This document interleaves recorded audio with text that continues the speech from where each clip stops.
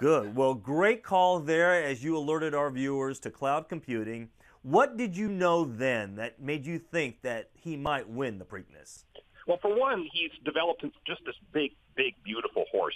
If you just went to watch the horses lining up for the Preakness, if you watched them out on the turf infield where they saddled them before the race, cloud computing is the biggest horse. It's like if you were choosing up a softball team and you saw the biggest kid, well, you choose him first.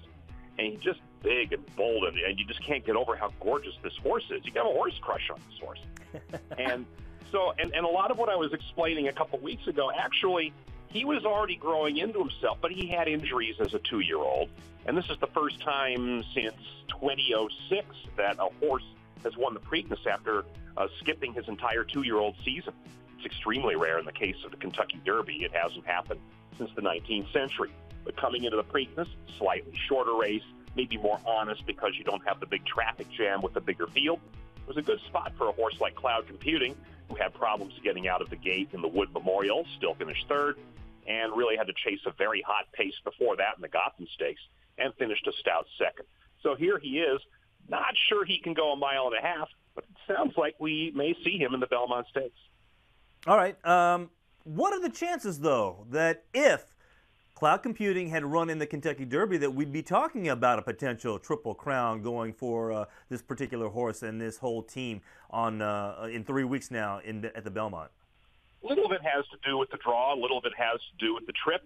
He had a very good trip in the Preakness under Javier Castellano, who, by the way, was the last rider to win on a horse that didn't race as a 2-year-old in the Preakness. That was his other Preakness win with Bernardini back in 2006. But you have to look at the trip that Always Dreamy had in the Kentucky Derby. That was a dream trip. And Cloud Computing, let's face it, was helped by Always Dreamy and Classic Empire on Saturday, going out into a speed duel. Connections for both Always Dreaming in the case of trainer Todd Pletcher and Classic Empire in the case of trainer Mark Cassie dispute the thought that the speed duel cost their horses the opportunity to win. Always Dreaming, it might have been more case he just didn't have enough horse in him after only 2 weeks off from the Derby.